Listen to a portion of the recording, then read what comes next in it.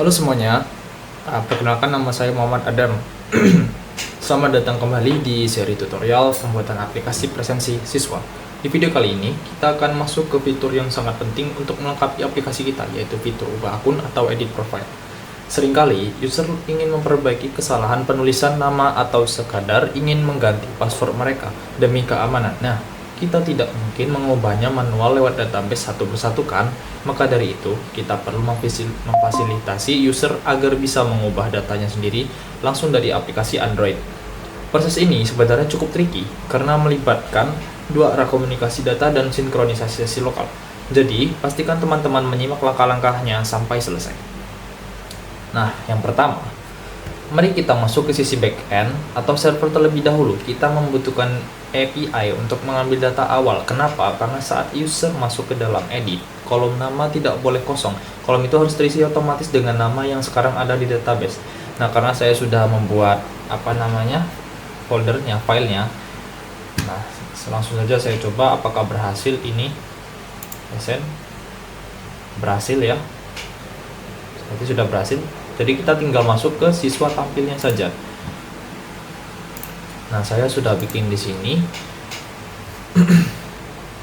Nah, silakan buat file baru di folder Android Amikom kalian dengan nama siswatampil.php. Agar lebih cepat, teman-teman bisa copy paste dari codingan login.php yang sudah pernah kita buat karena strukturnya mirip. Bedanya di file ini, kita hanya membutuhkan parameter NIS sebagai kunci pencarian.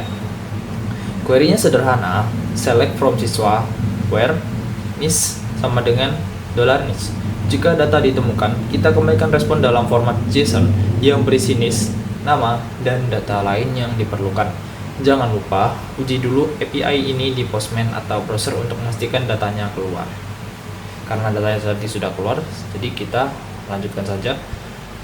Nah, masih di backend, sekarang kita buat file kedua, yaitu siswaubah.php. Ini ya, saya coba dulu di API-nya. Tadi siswaubah.php. Ini.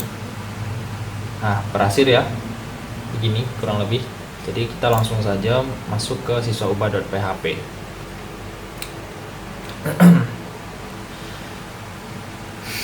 Di sini ada logika yang harus teman-teman perhatikan baik-baik. Kita akan menerima 3 input utama, NIS, nama baru, dan password baru. Masalahnya adalah user tidak selalu ingin mengganti password setiap kali mereka mengganti nama. Jadi, kita harus membuat logika kondisional if di PHP-nya. Logikanya begini, cek apakah parameter password dikirim dan tidak kosong. Jika iya, user isi password, maka query SQL-nya akan mengupdate kolom nama siswa dan kolom password. Jangan lupa, passwordnya dienkripsi dulu, misalnya pakai MD5 atau SHA-1, sesuai sistem kalian. Jika tidak, password kosong, maka query SQL-nya hanya mengupdate kolom nama siswa saja. Password lama biarkan tetap aman di database. Tanpa logika ini, kalau user cuma ganti nama tapi password dikosongkan, user malah tidak bisa login nantinya karena password di database ikut berubah jadi kosong. Nah, kita lanjut saja ke Android Studio-nya. Oke, backend sudah aman. Sekarang buka Android Studio di halaman activity akun atau layout profil kalian. Pastikan kalian sudah memberi ID yang jelas pada komponen edit text, misalnya edit NIS, edit nama, dan edit password. Satu tips UX. Untuk kolom NIS, sebaiknya di set disable atau read only. NIS adalah primary key atau identitas unik yang tidak boleh diubah sembarangan oleh user. Sekarang masuk ke codingan Java atau Kotlin-nya. Pada method onCreate, hal pertama yang aplikasi lakukan adalah memanggil API siswatampil.php tadi. Kita ambil NIS dari sesi login yang tersimpan, share preference, kirim ke server, lalu ambil respon nama siswanya. Menggunakan edit nama, set teks nama yang dari server untuk menampilkannya dengan begini, user tahu data apa yang sedang mereka edit.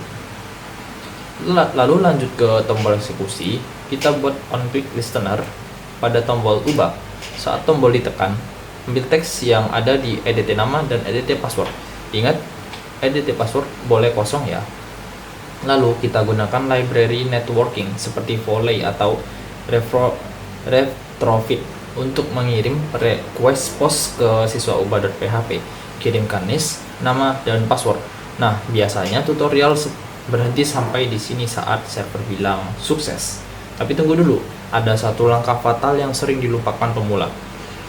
Coba bayangkan skenario-nya, user mengganti nama dari Fani Wulandari menjadi Bunga Alia. Database server sudah berubah jadi Bunga Alia, tapi di memori HP share preference-nya nama yang tersimpan masih Fani Wulandari. Akibatnya saat user kembali ke halaman dashboard, sapaan yang muncul masih halo Fani Wulandari, bukan halo siapa, Bunga Alia. Ini membingungkan user. Jadi solusinya adalah tepat di dalam blok kode out response atau saat server merespon berhasil, kita wajib memperbarui share preference.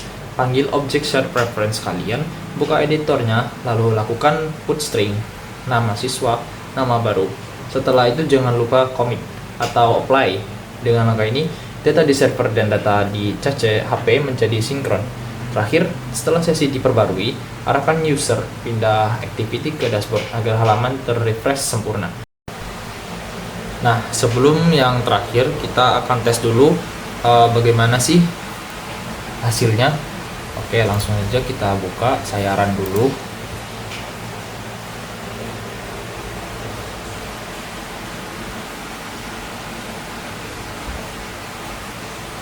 Oke, kita tunggu. Harusnya sih dia sudah bisa berubah ya, dari database dan dari aplikasinya juga harusnya sudah berubah.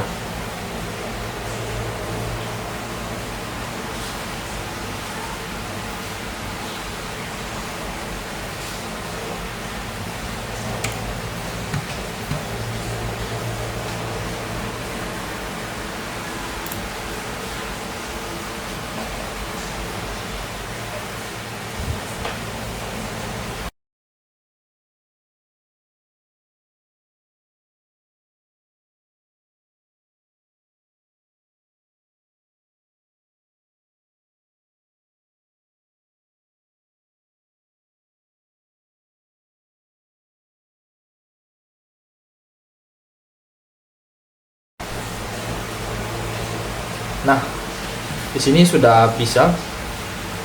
Saya coba dulu.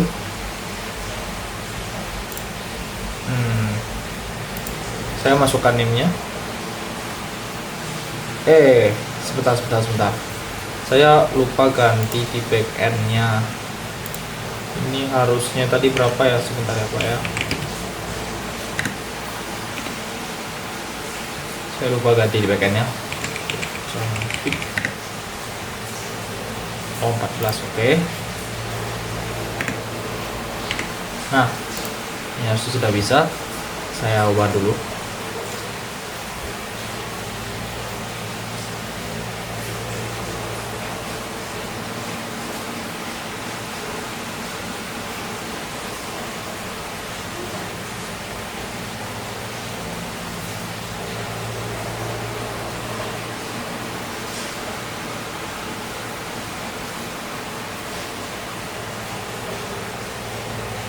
Oke, bisa.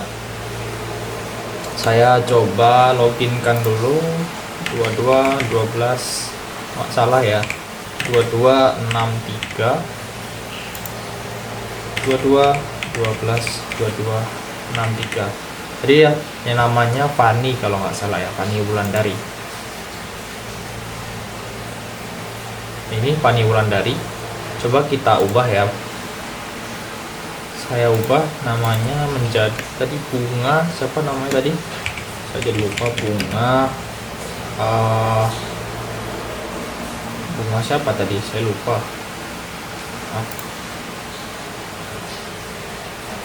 Bunga Alia.